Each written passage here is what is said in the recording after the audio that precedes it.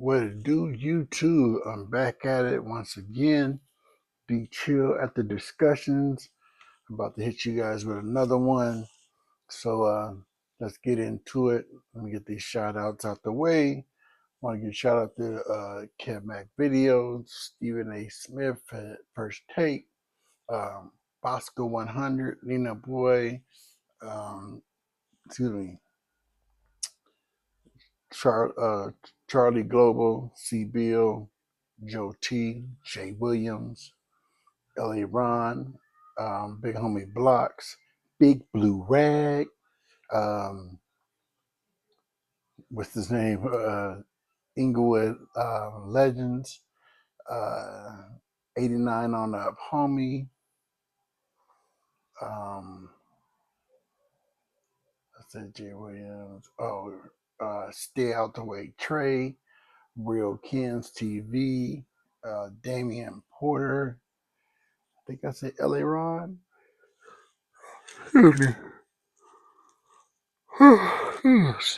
Pardon me. Not sure if I did. Um, man, there's a couple. My bad. My it's Mexican homeboys. I haven't mentioned Gunner TV. Dubs ain't watched him as much, but I watch Gunner and um, dang, I can't remember partner's name because I ain't watched him in a while. See, that's the sad part, man. We been listening to stuff folks say on here, and then we mess around and stop listening to a person because of what other folks done said about a person. That's not cool. I've never been that type, and I'm pissed at myself for even going down that road. So I apologize to the Mexican homeboy that was from NA. He wasn't nothing, but he no longer bangs and he's out the way doing his thing with his child. And he always has great content.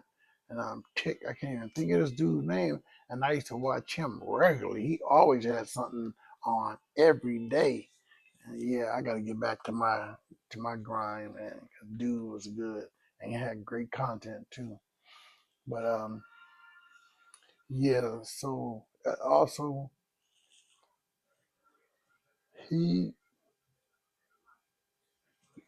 excuse me. No, he had great content. I'll just leave it at that. I'm not gonna get into all the stuff that he did, but he used to say some stuff that used to be whew, pretty deep. But I gotta remember that cat's name. But anyway, man, let me get into the story. So this story right here is gonna go back in the days. One of my partners had got taken out. Um, I'm not gonna mention his name because his family might not want his name up there, and because it wasn't cool. And I'm gonna do my best not to mention the sucker's name that we believe has something to do with it. But I personally knew this cat, not like I know him like I know him, our homeboy from the Yesterterrace, but and he got taken out in the Yesterterrace. Now that I think about it, he's the only homeboy that ever was taken out in the hood. Out of it, all the stuff we done been through, that's the only loss we had in the neighborhood. We had some shootouts and all kind of things. Folks and got popped and yeah, the police and got took out in the hood. And we didn't lose no one for decades until that time. And yeah, they snuck the homie and then he had a cat. Yeah, anyway, I don't want to get into all that. That started ticking me off. Because Seattle-based cats need to stay Seattle-based and still and keep it Seattle. You can get so caught up in these gangs from out of state and be willing to go to the end of time for these cats, and you're not from their neighborhood. You weren't born in Compton. You weren't born in South Central. You were born in Seattle. And you cats be acting like you were born because you done took a trip to the land. Like these cats say, oh, I done been to the pad. So you feel like you Pyru because you done been to the pad. You may be Pyru, but you're not from there? You're from here. And you be acting like you really one of them cats from there. And you're not. She's super sad. That's why I've never got jumped in by no LA, Bompton, never. Nobody's ever put hands on me to put me on as a pyro. Never. I liked what I saw from certain homeboys, really idolized them and respected them. P Dog from Bompton and BG Fang from Bompton, Elm Street Pyro. Yeah, did that and enjoyed it and really banged and flagged the way how them cats, my OGs, when I watched them. But at the same time, I'm a Seattle cat or Beattle, as I learned from some of the homies. But this is my town, so I'm not finna go the extra mile like you cats that think you from out of town do. That's not me.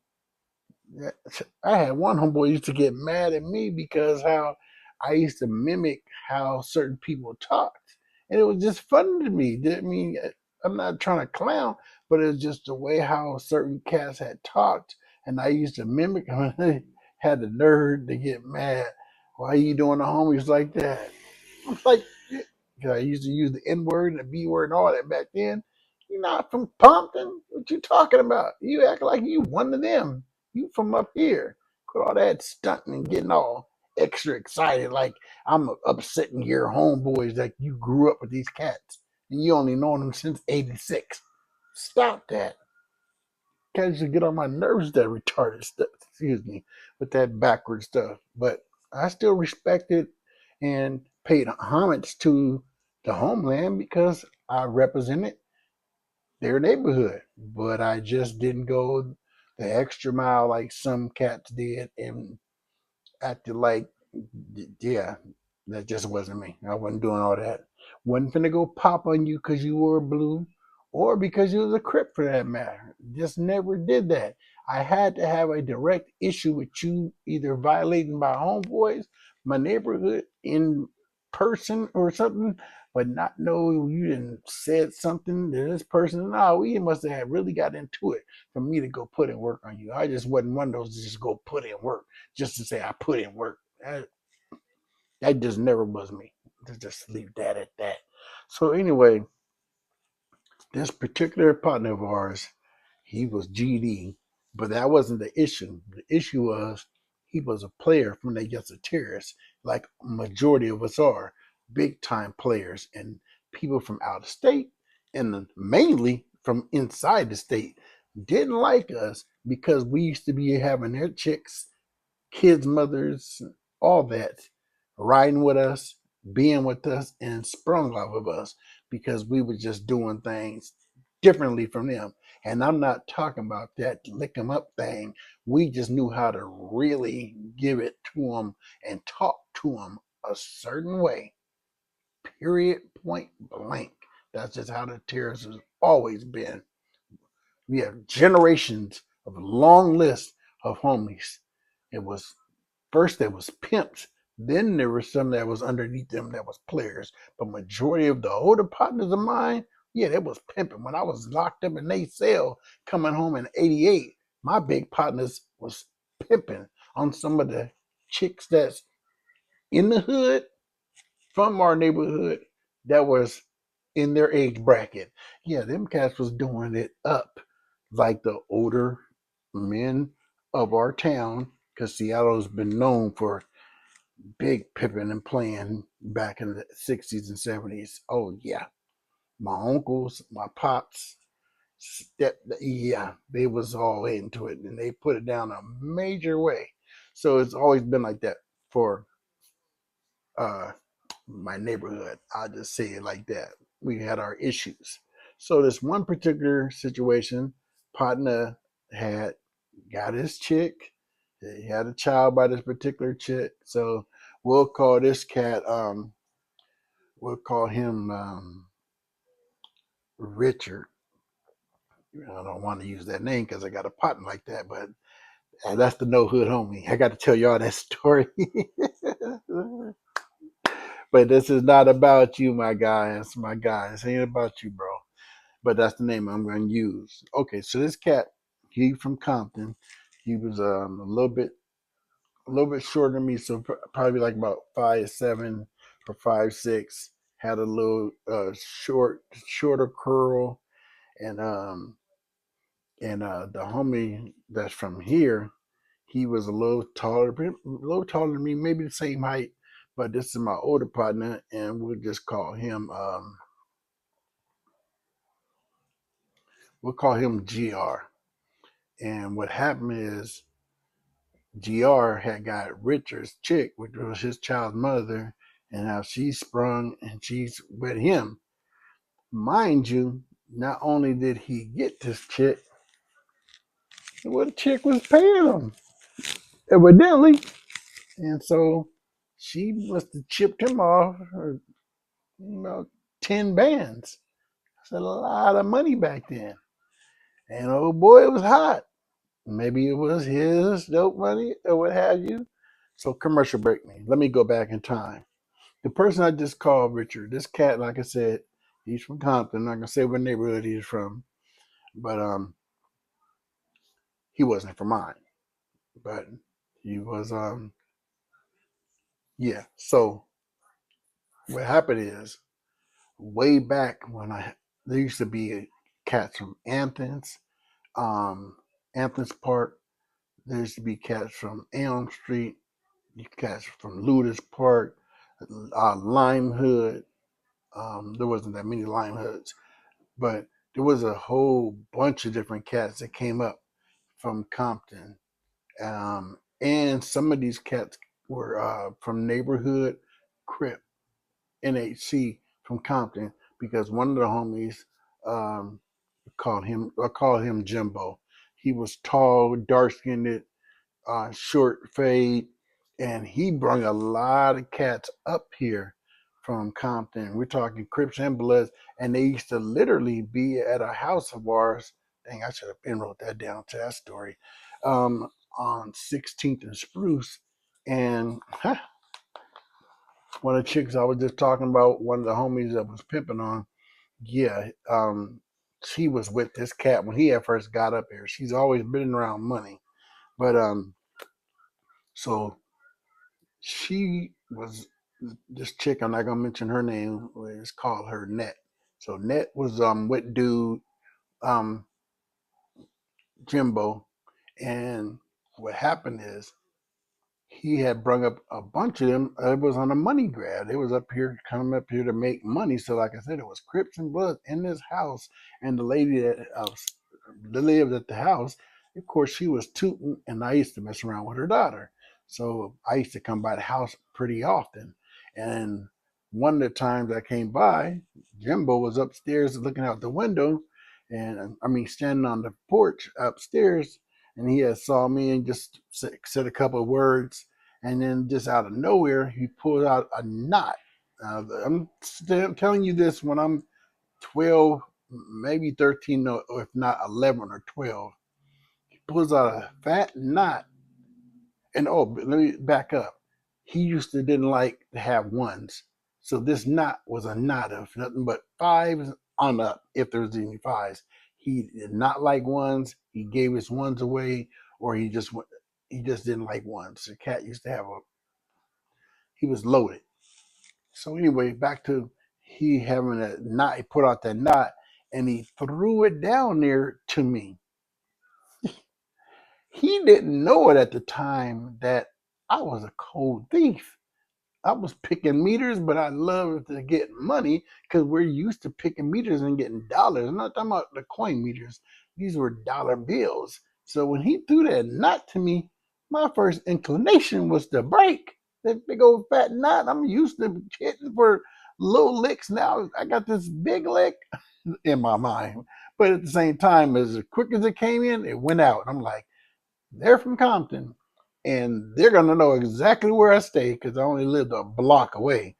The chick that has that place, or the chick that he was dealing with, they definitely was going to say, "Oh yeah, that's Dorian. He lives right down the street." Because at that time, that was the name I went by. There wasn't no DJ at that time. This, I believe, was 84, not 84. This is more likely 85. And I didn't come up with the D chill until 86. So, man, look here. I looked at, no, first when he threw it, it was so heavy, it went like this and fell down. It just hit my hand. I couldn't even get, it was that heavy. It was did not hit the ground. And I picked it back up and looked at it, eyes big, and I looked up at him and he gave me that look like he was kind of nervous if I was about to break with his money because he didn't really know me like that. But I just launched it back up there.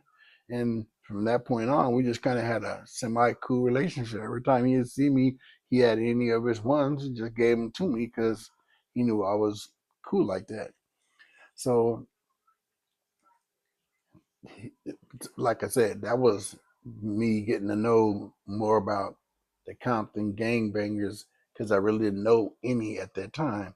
And it was a group of them. I'm going to say one of the cats' names, but it was two cats in particular that I knew were Crips, and the way how they dressed, which was different from Jimbo. And then when I met them later on in the Terrace, that's when I really knew that they was Crips, and because that's when they were just hanging with their homeboys, and they weren't around the Bloods no more like that. I guess they had branched off, started doing their own thing. So that's just the beginning of getting to know some of the cats that had first came up here from out of town. So after that, now we're all getting familiarized with, dope selling. This was new to us. That's just quick money. Anyway, it was just new to us. So now we fast forward. A bunch of these cats then came up here. They're just migrating. It seemed like every other year or month there was just more Crips and Bloods coming up here from different sets, just coming up here, and that's when I end up meeting the cat Richard, because he came up here and he had a gang of work and he used to have motels out in on Pacific Highway, and that's where he used to keep, of course, all of his work, and then he'd come up here to the chairs and making his moves. So fast forward years later, I had got to know him a little bit more, started hanging with him. He started hanging with us. We'd take him around different places. He'd go to different hotels and with some of our chicks. And matter of fact, yeah, I'm gonna leave that alone because people rest in peace. So, but anyway, he started hanging out with some of us and some of the chicks that we knew, and we just kind of got cool and was making money, and we'd go purchase work from him. So we had a little bit of a relationship. Well, still, the cat JR is from my neighborhood. Total different story. I just met you, and I was infatuated with the Blood Gang, but I just got to knowing this. But I've been knowing this cat for the longest because we're from the same neighborhood. Now, I didn't know anything about their internal beef or him messing with the different chicks until later on, or this dude's chick until later on. So trying to get you guys some of the history and kind of get you up to speed where I'm really trying to get to. So one day we hear about, or the word was around about supposedly the homie JR didn't hit the lick for the 10 bands versus the truth. No, he played up on it and got your chick, and that chick gave it to him. Ain't like he went and robbed her or nothing like that. This man was making so much money in the terrace. It was ridiculous money back then. Didn't need to go rob no chick for no 10 bands. He could have made that in 2 nights in the terrace back in the 80s. That was the biggest dope dealing place in I can't say the state, in Seattle at the time. It was so big, they was making so much money out of the Yesser Terrace. Majority of everyone from major hoods, I'm talking South End, the D-Dubs can attest to this. South End, even possibly some unions, used to come up there and hustle in the tears. This one was a free for all before we got older and we just kicked everybody out and shot some people out. Literally. That's yeah, told that story, but I'm not gonna get into that. Uh, so, but when we were younger, there was everybody. There was Bloods, G's, Crips. May have even been a couple of Vice Lords up there. There was a bunch of people up there making money. But then it got to a point where it was nothing but yes, sir, terrorist cats up there, and that's when our bigger homeboys were out there more in full force, and they were on the front lines, and all them other gangs was pretty much obsolete, but for a couple here and there. Man, they was making so much money that the police used to do a batarang of the entire Yesler terrace. They would have police down at the bottom of eighth, was it eighth Yesler? Yeah, eighth Yesler. The Chinese park, there's a little cut. We used to go to Tai China to get our little Chinese food before 2 o'clock when they closed, and we used to walk down through the terrace to go there. And there was a little, little walkway. They had that part cut off. Then there was another part towards the back of the terrace. There's a dead end, but there was another little entrance where you could walk in. They had that part blocked off, where meaning they had police posted these spot that I mentioned. And then when you get to Bourne and Yesler, they had that street blocked off. And then when you go to Broadway and what's that? Broadway, not Broadway and Yesler, but Broadway and I think Alder, which was further up to the next corner. All these places that I mentioned, it may even been further up because we're talking a whole terrace. All these places I mentioned, the police were had it blocked off, and then they would come from all sides and come in. They took half of the East Precinct, half of the downtown precinct, and I think some of the South End precinct. Or no, my bad, I got it wrong. They would take majority of the people from the East Precinct and half of the police from the downtown police precinct, and that's how they would come in to do a hood batarang. Never heard it. First time that ever been I know of it being done like that was in my city, in my neighborhood. And they would come from all forces and just come in and snatch up everybody that they could. And man, there would be so many cats running, so much dope being thrown here and there, because it was so much money. But that's why they had to do it like that, because there was so much money coming in and out of that place. That was like the only way they felt like they could get a handle on it. And it's not like they just did it one time. They at least did it 3 to 4 times that I know of. I was in for one. I know for sure one, possibly two, because I never forget. I'll say his name is PC. I never forget this cat. Everybody know he used to be rocking. Anybody know that rock? They know who I'm talking about. And he'll be throwing a tennis ball up in the air. Little do you know, there's zones up inside the tennis ball. This man had big money. Look, he broke on him and almost got away. They said the boy Flyboy was fast too. They said Flyboy either ran him down or he got caught by the ones that was coming up. But he broke this guy. He had wheels. Um, so anyway, and we're talking the big dope boys, folks that you go get your zips and get your double ups and whatever else on up. Yeah, we had several of them cats that would be up there in the terrace because there was so much money up there. And man, it was just, and to be that young seeing all that, it was crazy. Plus, I was just fresh out, so I was spooked. I didn't start selling dope for a while because I was so spooked, but because I was fresh out, 14 doing 9 months, man, I was not trying to go back for nothing. So I was just observing a lot. But nevertheless,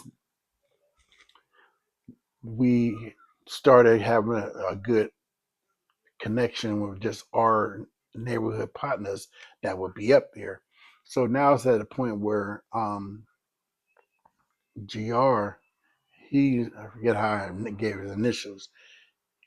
It's him along with the rest of us, which maybe be 10 to 12 of us that would be up there now. And it was just an ongoing everyday thing. Him along with other cats lived up there, so they can be grinding all day and night making money. But some of us that didn't, it's just hit and miss. And then you got to go home away from there. So that was the cold part, how he got caught up in this, because this one particular night, he was up there and grinding like he normally did. Him and another close partner of his, um, he had called that cat James. He lived not too far from him, but he had checked in a little earlier while the homie kept on grinding. And that was the downfall, because them cats kind of knew that this was his kind of stilo, what he would be doing. And they kind of knew his MO. This is how he got down. He'd be there late night grinding, and this was a norm for him. And I tell you, this other cat that's from this town posse up with the cat that's from Compton, and both of them bloods, and they come in, and because the one cat, Richard, he couldn't have dealt with the homie head up. This other cat, um, we'll just call him Lethal, because I gotta be real. The cat was lethal, known for knockouts, robberies, putting that thing in. He was known for it all. So he had to go get somebody as rough as tough as he could to come try to help him supposedly get on the homie, for the homie to allegedly robbing the chick, when we know the chick just gave up the bread because she's a chick and she's loving and digging my partner. And this cat got a kid by her, and he mad that she just unleashed the bread without a problem. And anyway, that's a whole nother story. But we that know him know that's not his stilo. Never have been. So um so they ended up catching him, and they ended up scrapping, because we could tell it was a major scrap when we went to go view his body. His knuckles were swollen up and all that, letting it be known that he had been putting hands and fists on somebody's face. And we seen scratches and things, so like he had been on the ground, but it was going down. So evidently, you didn't come for no bread, because if you came for bread, you would have just went for the pockets and kind of let that person be. But they came with deadly intent, because as soon as he was squabbling one of them and had one of them down, however, he gets hit, I believe, from the top of the dome, from probably the sucker, because that's just what I call them, because cats is known for doing a lot of shooting and not scrapping. Because in our city, we're known for scrapping. We've been squabbling for a long time, and some places they've been shooting for a long time. And all we've done is fight and put these hands up. So it's a little different. We can squabble better than the norm. I don't care how big your city is or your state is. Put 10 of your best against 10 of our best, and we'll see what comes out at the end. Because yeah, we really go. And so he must have been he must have been doing this thing because somebody had to pull out that thing. You was coming to just rob a cat and get back the money that you alleged. I mean, at that time in the morning, why would you be thinking that a person would have 10 bands on them anyway at that time in the morning? So, from our knowledge, well, like there was no robbery, because I believe he still had money on him when the coroner took him in and do all that they did. But anyway, I got to fast forward, because I'm trying to get to the main part. Even though that's a sad situation, this is where it gets tricky at. So, like I said, we knew this dude, and I'll never forget. One day we're downtown, and this is after it. Wait, let me back up. after when we found out the same day my brother was getting married. I'll never forget July 24th, and I forget the year.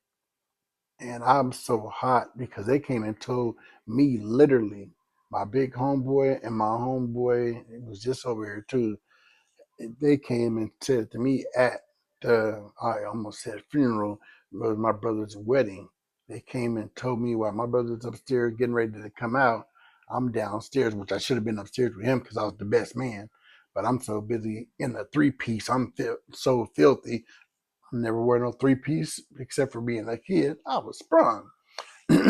When they came and told me, I was heartbroken because it was during the wedding, and so as soon as it was over, and me and my chick from PO, I flew down to the town, and I had some choice words with anybody that was from the hood, that was a homie, and made it clear. I jumped out in the three-piece suit with the brome running, with my chick in the passenger seat with my doors open. If any of you men come up to the terrace, you're getting lit up. So don't come through that joint. Don't think because we've been cool and I've been banging with y'all done took out a homeboy from our neighborhood, we're gonna deal with you. Bottom line. Don't think we on that. We cool and everything should be boo because we bloods. Nah, you gonna get your yeah. I was beyond, but I've always been head on. Some folks will be like, "That's crashing out. You shouldn't do." No, I am one of those types that I come and tell you to your face, I'm gonna beat you up or start beating you up, or I'm gonna let you know this is what's gonna happen to you, partner. Period. We were just out front, lethal with it, and it wasn't just me, because I modeled a lot of my stuff from the gangster I'm about to tell you about, because I wasn't nowhere near as gangster. It's this cat. May he rest in peace. And that's how they had to sneak him because they knew how lethal he was. Man, look here. My homeboy DC. He were downtown, and I'll never forget. Downtown, and the cat that I was mentioning, Richard, that we believe had something to do with this, a lot to do with this. We just knew in our heart of hearts that he had a lot to do with this. We had seen him, and some of the homies was ready to react right then. I don't know how long after we had found out that we seen him down there, because he used to be down there grinding because we introduced him to the town. So he knew that was one of the spots outside the terrace to go get money. He knew he couldn't come back up to the terrace. He used to be up there, but he knew he couldn't come up there because we had a feeling he had something to do with this. Man, this cat, DC, he's known for getting out broad daylight, giving it to one of the pilots told that video. One of our partners from our neighborhood, broad daylight, he didn't had to go and rescue, I'm gonna say it, the unions, because the Crips and Fabros punking them, making them shiver in their boots, and they're supposed to be gangsters and really going to put in some work. They should have did whatever they had to do right there on the spot. But I don't know if the Rips had to, I don't think they had drew down on them, but they must have just been pumping up so much heat that they were kind of just standing there and didn't do or say nothing. I wasn't there. This was story was told to me, so I gotta be real. Maybe they did have the heat drawn, but this is where we separate the men from the boys, and we separate the gangsters from the pranksters. When after the Crips had drove off, after they had did their whooping and all that, one person walked with, because there was a bunch of them on the stairs. If anybody know Fabro, they got these stairs out the back door. It was a bunch, I won't say a bunch, maybe 5 or 6 standing there. And when the Crips were saying what they're saying, because it used to be the G's, that's a big thing in Seattle. A lot of cats were BGD, and so a lot of cats from Union, that's what they were. It was G's, and that's where DC pretty much ran with the G's. And so they were standing outside, like I was saying, and they said what they had to say. And as they pulled off and left, only one person walked down the stairs. DC walked downstairs. Maybe he ran down the joint. He was so hot because I just know his mindset. He does not believe in getting punked. You can beat him up, do whatever you want to, but he's not getting punked. That's the same with me. You can beat me up. That's fine. That comes with the territory, but you're not punking me. I just can't accept that. I got to do something. You're not going to punk. So, yeah. So, I was about to tell a story, but I'm not even get that. It's long enough. I'll stick to the script. Who comes walking down the stairs and goes jumping in his Cadillac? I believe it was his white two-door coupe. DC. He said, I went down the stairs, jumped in my joint, turned my music up, and all you heard was wong wong wong, wong wong wong, and I'm shooting down the street. The cats that was with him said all they heard was his beats. After he pulls out, he's beating out the parking lot. They can hear him, his beats down the street. And then all of a sudden you hear, wah, wah, wah, wah, wah, wah, wah, wah, wah, wah, wah, wah. Yeah, that's the kind of cat that DC was. He did not play. And like I said, had to rescue cats when they want to act all soft, suspicious, and quiet when he got hit by this cat that was never no real. He snuck everybody that you and yeah, leave that stuff alone because yeah.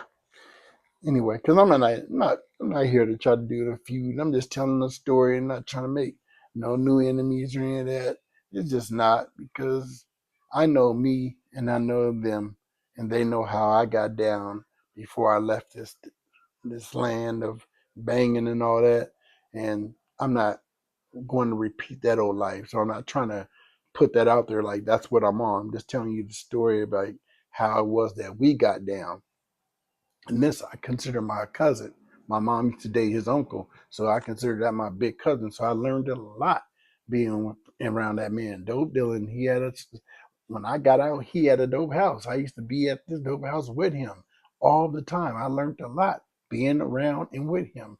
Come to this game of, yeah, if you're fresh out selling work, yeah, he was the person I watched and learned a lot from. So like I said, that's the type of person he was. But this blew all of our minds this particular day. So we see the boy Richard, and cats are like ready to go get at him, hot about we done lost one of our big homeboys. And this is what this cat just does. He's like, no, no, no, no, y'all tripping. He said, when you see him, this is what DC says to us.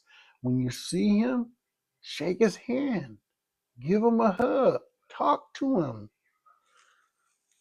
And we're all looking at D with our faces turned up, mad, wondering what the hell is he talking about. He said, man, listen to me. You do that, because it's broad daylight. He said, you do that in front of everybody, all these witnesses. When he comes up missing or gone, you got all these witnesses that can say, oh, no, he ain't never been.